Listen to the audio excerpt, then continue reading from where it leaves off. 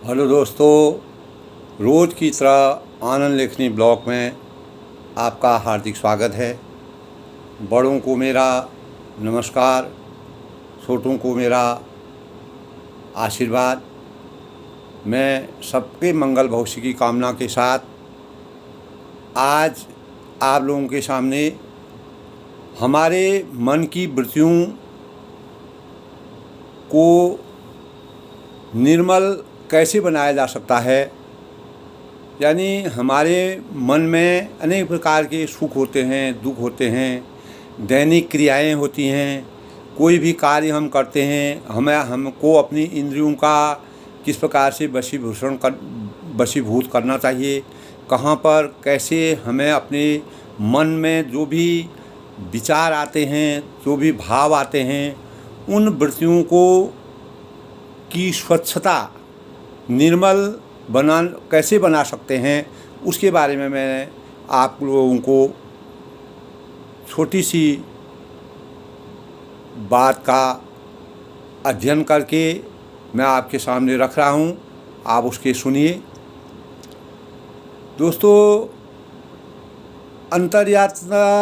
अंतर्यात्मा का जो विज्ञान होता है, अनेकों सालों से हम लोग योग साधना को पथ प्रदर्शक, अपना मार्ग प्रदर्शक के रूप में मान रहे हैं।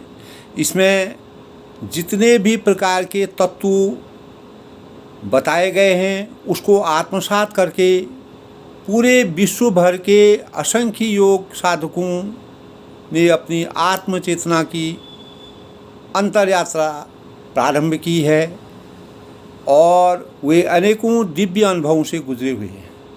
दोस्तों, अभी हमारे सामने 21 जून 2023 आ रहा है, जो योगा दिवस के रूप में हम लोग मनाएंगे।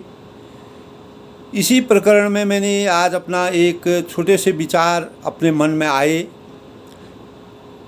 तो उसी का बखान मैं कर रहा हूँ। यही कारण है कि योग कथा साधक समुदाय में और साधक संजीवनी के रूप में विख्यात हो चली है, ये सभी को मालूम है। इसकी पिछली कड़ी में सभी योगानुरागियों ने समाधि पाद के चौथे सूत्र पर चिंतन मनन और निधि ध्यासन यानी निधि अध्यासन करके किया था। अनेक प्रकार की जो प्रक्रियाएं होती हैं, जैसे हम कोई चीज़ को कैसे क्या करते हैं, समाधिपात करते हैं, अनेक प्रकार के योगाभ्यास करते हैं, उसको विधिवत हम लोगों ने सुना था और उसको किया था, क्रियान्वित किया था और कर भी रहे हैं। यह जाना था कि साक्षी होने के अलावा अन्य सभी अवस्थाओं में मन की वृत्तियों के साथ तादात्म्य हो जाता है। जो हमारी मन की प्रवृत्तियाँ होती हैं, उसके साथ हमारा लगाव हो जाता है। अब इससे अगले यानी कि जो हमारा 5वां सूत्र, महर्षि पतंजलि ने इस तत्व को बहुत अच्छी प्रकार सुस्पष्ट रूप से हमारे सामने रखा। इस सूत्र के अनुसार वह कहते हैं कि वृत्तयः पंचतत्व्य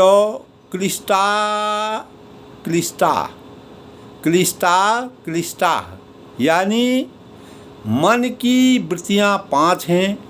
वे क्लेश का स्रोत भी हो सकती हैं और अक्लेश का भी, दोनों चीज़ हो सकती हैं। क्लेश भी हो सकती है और अक्लेश भी हो सकती है। योग सूत्र, दोस्तों, योग सूत्रकार महर्षि का यह सूत्र पहली नज़र में एकदम पहेली के रूप में लगता था, जिसको हम एक पहेली के रूप में समझते थे, यानी एक कहानी जैसी समझते थे। लेकिन एक बार में ठीक समझ में नहीं आता था कि मन की जो 5 वृत्तियाँ होती हैं, वह किस तरह और क्यों अपना रूप बदल देती हैं। तो वह कैसे वे क्लेश यानी कि दुख पीड़ा की जन्मदात्री बन जाती है और कैसे वे अपने अक्लेश अर्थात गैर दुख का पीड़ा विहीन या पीड़ा विहीन अवस्था में ले जाती हैं। यानी कैसे सुख की अनुभूति होती है और कैसे दुख की अनुभूति होती है, अक्लेश की अनुभूति होती है। इन सवालों का जवाब पाने के लिए इन सभी को सत्य का गहन अन्वेषण करना पड़ा, जिसके फलस्वरूप तत्व की गहराई में प्रवेश करना मानव जीवन का प्रथम कार्य था। तब कहीं जाकर बात को समझने की उम्मीद हमारे मन में आई। अनेक विचारकों ने अपने विचार भाव से इसकी वास्तविकता को सामने उजागर करने के प्रयास किए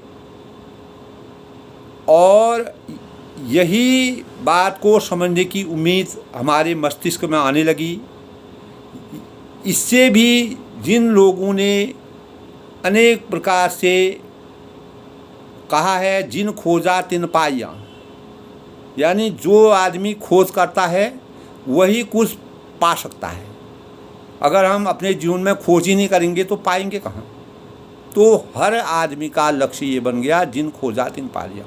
इसका मतलब यह है कि अगर जो आदमी खोजने का किसी भी तथ्य को, प्रकरण को, किसी की भाव को, किसी भी तथ्य को, फैक्ट को खोजने की प्रयास करेगा, निश्चित ही है कि वह उसको पा सकता है। तब कहीं जाकर यानी जिन खोजा तिन पाइयाँ के साथ गहरे पानी पैठ, यानी हमको उसकी गहराई में जाना पड़ेगा, तभी हम उस चीज़ की खोज को पा सकते हैं। यह शर्त हर आदमी के, हर मस्तिष्क विचारकों के मन में आई। इस शर्त को पूरा करके ही महर्षि जो पतंजलि थे उनका मंतव्य जाना जा सकता है। उन्होंने इस बात को कैसे आगे रखा, कैसे उन्होंने लोगों में इसका प्रचार प्रसार किया, कैसे लोगों के मस्तिष्क को बदला। इस गहरे पानी में बैठने की शुरुआत कहीं किनारे से करनी होगी, ये उनके मन में आया। और यह किनारा है शरीर। यही किनारा हमारा शरीर है, जिससे हम सब काफ़ी सुपरिचित, अच्छी प्रकार हम परिचित हैं। यह परिचय इतना प्रगाढ़ हो चला है कि हम में से कईयों ने यह मान लिया कि वे शरीर के से भिन्न और कुछ भी नहीं है। इस दृश्यमान शरीर के मुख्य अवयव भी 5 हैं। ये सब लोग जानते हैं, जिन्हें हम पंच कर्मेंद्रियां भी कहते हैं।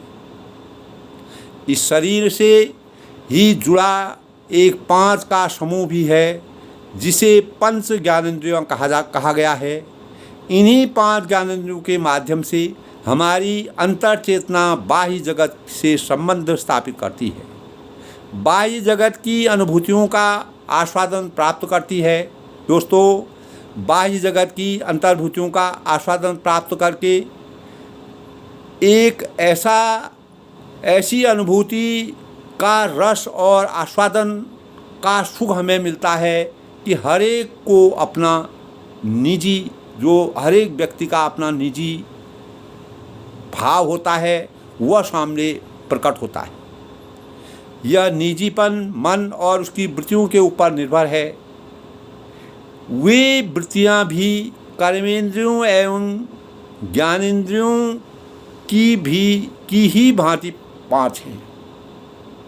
जहाँ तक दोस्तों मन की बात है, तो परम पूज्य गुरुदेव पतंजलि जी ने कहा करते थे कि मन शरीर से अलग कोई दूसरी वस्तु नहीं है।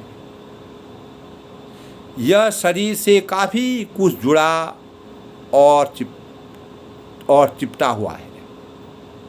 शरीर से मन का जुड़ाव इस कदर है कि इसे यदि शरीर का सूक्ष्म हिस्सा कहा जाए तो कोई गलत बात नहीं है, इसको हम नकार नहीं सकते हैं। यही कारण है कि शरीर के सुखों और दुखों से यह सामान्य अवस्था में बुरी तरह प्रभावित होता है।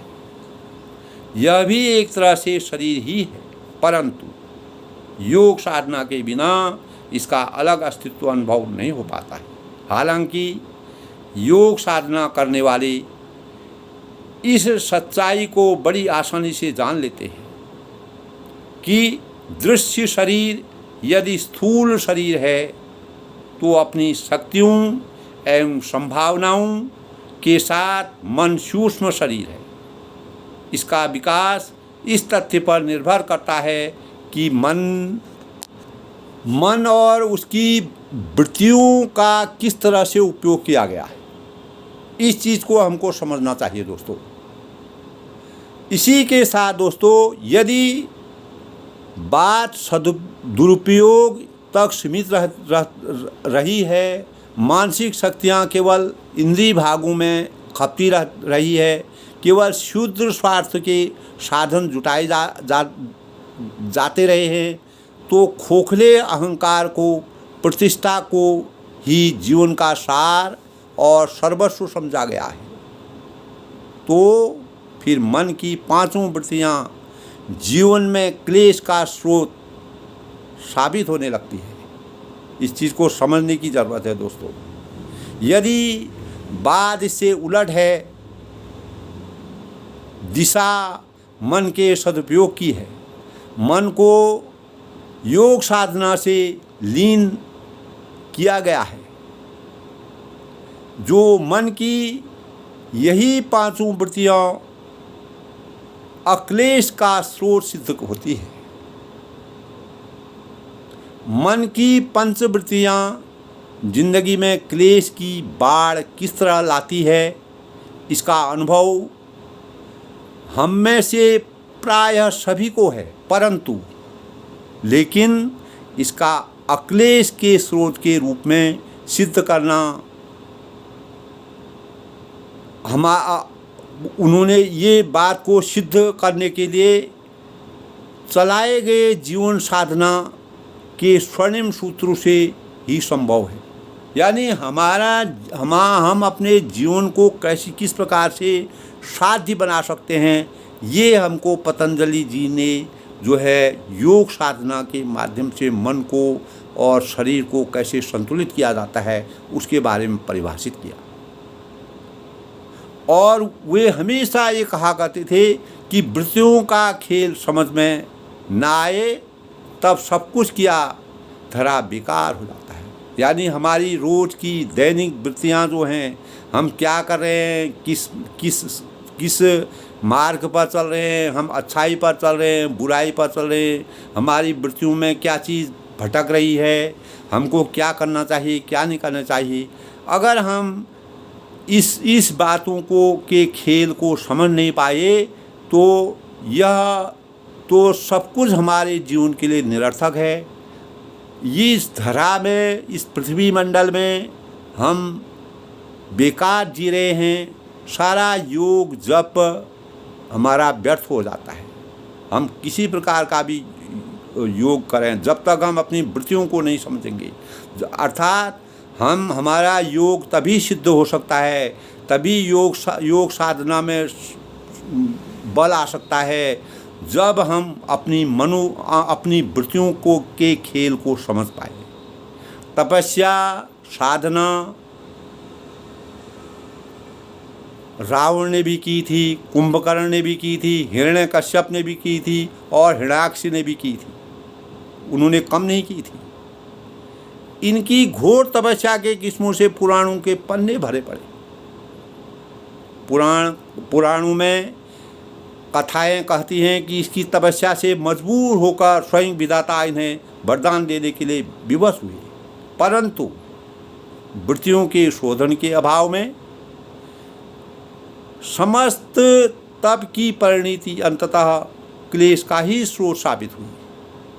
यानी उनका जीवन किस प्रकार का हुआ, इतनी तपस्या होने पर भगवान भी जिनके आगे करबद्ध हो गए और वह उनका अपनी वृत्तियों में कंट्रोल नहीं था, संतुलन नहीं था, और अपनी वृत्तियों में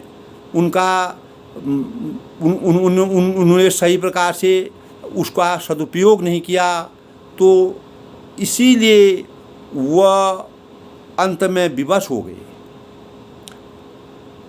अनेक प्रकार की कथाओं में उनकी तपस्या के अनेक प्रकरण मिलते हैं, और तब की परिणति अंततः क्लेश का ही स्रोत साबित हुई। अपनी तमाम उम्र वे वासनाओं की अतृप्ति की आग में जलते झुलसते गए। इसी कारण जो कुछ भी मिला, इन्होंने जो भी अर्जित किया, उससे उनकी अतृप्ति की पीड़ा को और अधिक चरम तक पहुंचा दिया, यानी उनको तृप्ति कभी हुई ही नहीं। इस प्रकार के कार्यों में वह संलग्न हो गए। इतनी तप तपस्या करने के बाद भगवान भी उनकी तप तपस्या को देख करके विवश हो गए और उन्होंने सभी वरदान दे दिए। लेकिन अंततो गत्वा उनकी वृत्तियाँ, उनकी मन की वृत्तियाँ गलत मार्ग में होने के कारण उनकी अतृप्ति, गलत कार्यों को करने से उनकी अतृप्ति कभी मिटी नहीं। इसीलिए वह चरम सीमा तक नहीं पहुंच पाई, यानी उनका अंत जीवन जो है सफल नहीं हुआ, और वह मानव से दानव बन गए। इसके विपरीत उदाहरण भी हैं। संत कबीर हैं और महात्मा रैदास जी हैं। साधारण जीवन यापन के साधन की भी उनके लिए मुश्किल थी। बड़ी मुश्किल से उनकी गुजर बसर चलती थी। उनके जीवन का ज़्यादातर भाग कपड़ा बुनने, जूता गांठने में चला जाता था। आप लोगों ने ये कहानियाँ पढ़ी होंगी, पहले किताबों में, बुकों में पढ़ी है, हमने भी पढ़ा है। इसमें से किसी ने अद्भुत एवं रोमांचकारी तपस्या भी नहीं की। इनके उदाहरण हैं जिन्होंने इस प्रकार का काम किया, और कोई इतना बड़ा तपस्या इन लोगों ने की, लेकिन क्या था इनमें, वे किसी भी अद्भुत एवं रोमांचकारी तपस्या भी इन्होंने नहीं की, परंतु एक काम अपनी हर श्वास के साथ किया। जिस काम को इन्होंने किया वह अपनी हर श्वास के साथ किया। आने जाने वाली हर श्वास के साथ मन और उसकी वृत्तियों के शोधन में लगे रहे, यानी मन और वृत्तियों के आपसी सामंजस्य के कारण उनका जीवन मानवीय जीवन में उदाहरण बन के रहा, जो आज भी इतिहास के पन्नों में स्वर्णाक्षरों में अंकित है। अपने जो हमारे भावी समाज के लिए अनेकों सालों तक प्रेरणा के स्रोत हैं। अपने आने जाने वाले हर श्वास के साथ मन और उनकी वृत्तियों के शोधन में वो हमेशा लगे रहे। अपनी प्रगाढ़ भगवत शक्ति से अपनी प्रत्येक मानसिक वृत्ति को परिष्कृत कर डाला। इसकी परिणति भी उनके जीवन में अति सुखद हुई। सभी 5 वृत्तियाँ इनके जीवन में अक्लेश का, आनंद का स्रोत बन गई। दोस्तों, ये चीज़ें होती हैं। वृत्तियों की निर्मलता की इसी अनुभूति को पाकर महात्मा कबीर कहते थे कि कबीरा मन निर्मल भया, कबीरा मन निर्मल भया जैसे गंगा नीर। कबीरा मन निर्मल भया जैसे गंगा नीर, यानी गंगा नीर माने होता है जल। गंगा का पानी जिस प्रकार से निर्मल कहलाता है, पीछे पीछे हरि फिरे कहत कबीर कबीर। वृत्तियों की इस प्रकार की प्रकरण मिलते हैं, वृत्तियों की दुर्गंध मिटाने वाली, इन्हें शोधित, सुरक्षित एवं सुगंधित करने वाली बयार विराट से आती है। यह बयार हमारे अपने जीवन में आए और इसके लिए हमें स्वार्थ एवं अहं के दोनों कपाट खोलने पड़ेंगे। यानी हमारे अंदर जो स्वार्थ और अहम भाव है उनके कपाटों को खोल करके उसकी वास्तविकता को उजागर करना होगा। आनंद तो समस्त सृष्टि में, विराट ब्रह्मांड में सर्वत्र बिखरा पड़ा हुआ है दोस्तों। वह उमड़ घुमड़ कर हमारे भीतर आने के लिए आतुर है। बस हमें अपने कपाट बंद किए बैठे हैं, हम लोग अपने कपाटों को बंद किए बैठे हैं। इस बात को हम कुछ इस तरह भी समझ सकते हैं कि सुबह होने पर भी यदि हम अपने कमरे की खिड़कियां दरवाजे न खोलें तो सूर्य की किरणें चाह कर भी हमारे कक्ष में घुस नहीं पाएंगी। यानी हमको मन की वृत्तियों के साथ सामंजस्य करके रहना पड़ेगा। यानी जब तक हम अपनी खिड़कियों को खोलेंगे नहीं, हमको सुबेरा है या शाम है का पता नहीं चलेगा। उस जो किरणें सूर्य की हमको आएंगी वो तभी आएंगी जब हम खिड़कियाँ, यानी हम अपने मन रूपी खिड़कियों को खोलना पड़ेगा, जिससे हमारी वृत्तियों में बदलाव आएगा और हमें योग साधना की वास्तविकता की जानकारी होगी।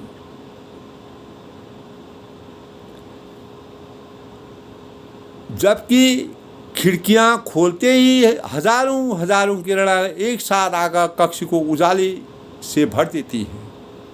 यानी जैसे हम खिड़की खोलते हैं तो सूर्य की प्रकाश में एक अद्भुत छवि होती है कि जिस प्रकार पूरा संसार प्रकाशमय हो जाता है, उसी प्रकार हमारी मन की वृत्तियाँ भी प्रकाशित हो जाती हैं। दोस्तों, खोलने से पहले भी सूर्य यथावत था। यानी हमने जब दरवाजे खोले, खिड़कियाँ खोली तो सूर्य अपने आभामय थे, और यदि वह वहाँ नहीं होता तो भी किरणें कहाँ से आती। बस खिड़कियों के अवरोधक हटते ही अंधेरा उजाले में परिवर्तित हो गया, रूपांतरित हो गया। कुछ ऐसा भी रूपांतरण वृत्तियों का भी होता है। इसी प्रकार का रूपांतरण हमारी वृत्तियों का भी होता है। मन की जो वृत्तियाँ होती हैं, स्वार्थ और अहं के कपाट खुले, वासना की तृप्ति की जगह मन भक्ति की अनुरक्ति में लगा कि वृत्तियाँ बदलने लगती हैं। जो पहले कभी केवल दुखों को, पीड़ा को, संताप को, अतृप्ति को जन्म देती थी, वही अब आनंद की, तृप्ति की, सुखों की उभरती हुई बाढ़ की जन्मदात्री बन जाती है। दोस्तों, सोचने की बात है ये। यानी हमारी मन की वृत्तियों में इस प्रकार के प्रकाशमय ज्योति का आच्छादन हो जाता है कि हम अच्छाई और बुराई, और इससे हमारे शरीर में क्या वास्तविकता मन की वृत्तियों से जब हमारा मन और वृत्तियों का आपस में मिलान हो जाता है, उनका समायोजित एक दूसरे में हो जाते हैं, तब हमको वास्तविकता का ज्ञान होता है। वही ये सुखों, इस प्रकार हमारे जीवन में सुखों की उभरती हुई बाढ़ के समान बाढ़ जैसी आ जाती है। ये मानसिक वृत्तियाँ अनेकों प्रकार की होती हैं, और इनमें से किसका किस तरह रूपांतरण होता है, यह हमारे लिए सोचने की बात है। इसको हमें विचार करना पड़ेगा। जो इस योग कथा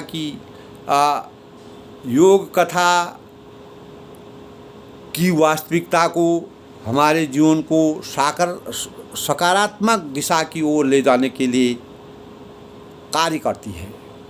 दोस्तों, एक बात मैं आपको बताता हूँ कि मतलब चंद्रमा समुद्र से एक बार क्या हुआ, वैसे ही मैंने प्रकरण बनाया है। एक बार क्या हुआ, चंद्रमा समुद्र से बोलते हैं कि सारी नदियों का पानी आप अपने ही पेट में जमा करते हैं। चंद्रमा जी ने समुद्र से बोला कि सारे समुद्र का पानी आप अपने ही पेट में जमा करते हैं। ऐसी तृष्णा भी किस काम की है? यानी इस प्रकार की तृष्णा किस काम की है जो आप पूरा अपने में समा जाते हैं? तब समुद्र ने उनको जवाब दिया कि जिनके पास अनावश्यक है, यानी आवश्यकता से अधिक है, उनसे लेकर बादलों द्वारा सर्वत्र न पहुँचाऊँ, उनसे लेकर बादलों द्वारा सर्वत्र न पहुँचाऊँ तो सृष्टि का क्रम कैसे चले। अगर मैं ये कार्य नहीं करूँगा, एकत्र करके अगर उसको बादलों तक न बादल बना करके ऊपर न जाए तो यानी सृष्टि का क्रम अवरुद्ध हो जाएगा, सृष्टि का क्रम नहीं चलेगा। ये उन्होंने चंद्रमा जी से कहा। यदि सब एकत्र ही करते रहेंगे तो औरों को मिलेगा कैसे। मैं तो अपना कर्तव्य निभाता हूँ। तब समुद्र ने कहा, मैं अपने कर्तव्य का अनुपालन करता हूँ और अन्य क्या करते हैं यह नहीं देखता हूँ। दूसरे लोग क्या करते हैं यह मुझे मालूम नहीं है। मेरा कार्य है कि जो समुद्र में पानी आया है उसको बादल बना करके सृष्टि के समस्त कार्यों का परिचालन करने के लिए मैं कार्य करता हूँ। तो इसी प्रकार दोस्तों हमारी मन की वृत्तियाँ हैं। मन की वृत्तियों को जब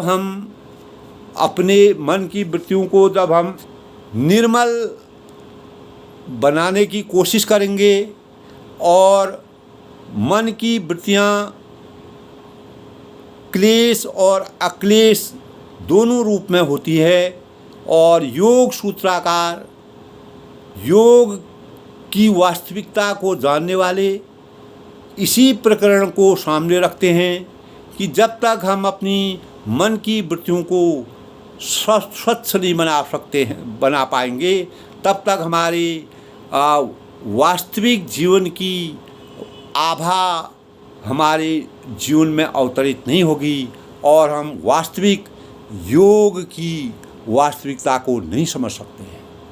तो योग की वास्तविकता को समझने के लिए हमें अपने मन की वृत्तियों का एकीभूत करना पड़ेगा और अपने निर्मल मन को निर्मल बना करके योग की साधना को करना पड़ेगा। केवल मात्र योग एक जगह बैठ करके योग करके मन कहीं ध्यान कहीं मन कहीं चंचल है, इस प्रकार के योग से कोई फ़ायदा नहीं है। जब तक हम अपने मन की वृत्तियों का एकीकरण न करें तब तक हम वास्तविक योग को प्राप्त नहीं कर सकते हैं। दोस्तों ये महर्षि पतंजलि जी ने हमारे सामने योग के वास्तविकता को रखा और उन्होंने हमारे प्रत्येक मानव जीवन को अपने जीवन में योग की वास्तविकता को समझना चाहिए।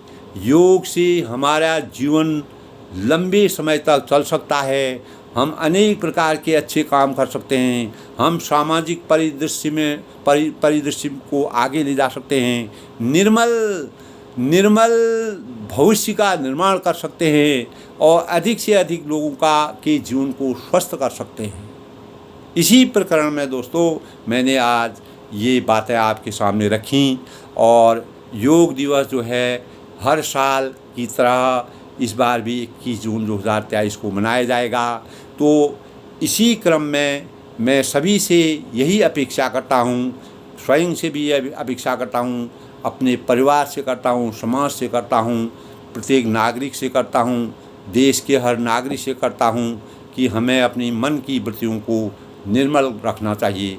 तभी हम योग साधना को करके अपने जीवन को के साथ अपने राष्ट्र को, अपने समाज को, अपने घर को उन्नति के पथ पर अग्रसर कर सकते हैं। इस समय हमारी सरकार योग की वास्तविकता को हर नागरिक को समझाने के प्रयास में एकीभूत है और हर जगह योग के कार्यक्रम को करने के लिए अनेकों प्रकार के प्रयास किए जा रहे हैं और यह विश्व स्तर में फैलाने के लिए हमारा देश कटिबद्ध है, हमारे प्रधानमंत्री जी कटिबद्ध हैं। और दोस्तों इसीलिए मैंने आज योग हमारे जीवन को, हमारे मन को किस प्रकार से निर्मल बनाता है, हमको अपनी वृत्तियों को कैसे सही करना चाहिए, अपनी वृत्तियों को सही करके हम निर्मल मन का निर्मल मन के साथ योग को करके अपने मन, वचन और कर्म से अपने जीवन को आगे बढ़ा सकते हैं। यही हमारे राष्ट्र के भावी नागरिकों के लिए सबसे बड़ी प्रेरणा है। इसी से हमारा भावी नागरिक आगे बढ़ेगा। अगर हमारी मन की वृत्तियों और की वृत्तियों में निर्मलता आएगी, निश्चित ही हर नागरिक ने कुछ न कुछ नया करने की, कुछ न कुछ नई सोच प्रकट होगी और जिससे समाज में लगातार उन्नति होगी और समाज का परिदृश्य सुंदर होगा। दोस्तों, आज के ब्लॉग में, आनंद लेखनी ब्लॉग में सबका हार्दिक स्वागत है। मैं अपनी वाणी को विराम देते हुए अधिक से अधिक लोगों से यही विनती करता हूँ कि मेरे ब्लॉग को अधिक से अधिक लोग शेयर करें, लाइक करें, सब्सक्राइब करें और हमेशा योग को अपने जीवन का एक अंग बना कर के, अपने जीवन का एक लक्ष्य बना कर के योग को रोज़ किसी न किसी रूप में हर नागरिक को करना चाहिए। और योग से ही हम अपने मन की वृत्तियों को निर्मल कर सकते हैं। यही मेरी आज के ब्लॉग का मुख्य उद्देश्य था कि मैं हर मनुष्य को अपने भावों को प्रकट करूं, हर नागरिक तक मेरे भाव जाएं और स्वयं से भी मैं इस बात के लिए भगवान से प्रार्थना करता हूं कि हमारे देश का हर नागरिक योग की वास्तविकता को जाने, समझें और हमारे देश में महर्षि पतंजलि जी का नाम उजागर करें, उनको इतिहास में उनका नाम जिस प्रकार से वह है उसको हमेशा के लिए सजीव रखें। वही हमारी सबसे बड़ी देशभक्ति है। उसी से हम देश को सुदृढ़ बना सकते हैं। अंत में मैं बड़ों को नमस्कार करता हूँ, छोटों को मेरा आशीर्वाद है। आज योग दिवस की पूर्व संध्या में मैंने जो अपना विचार लिखे हैं, सबके मंगल भविष्य की कामना करता हूं और सभी लोग योग दिवस को बड़े उत्साह और अपने मन की वृत्तियों को निर्मल कराने का प्रयास करेंगे। यही हमारी परमात्मा से प्रार्थना है कि हमारा हर नागरिक आगे बढ़े, योग के प्रति उसके मस्तिष्क में विचार आए और मन की वृत्तियों में निर्मलता आए। सबको मेरा नमस्कार और सबको मेरा धन्यवाद। भारत माता की जय।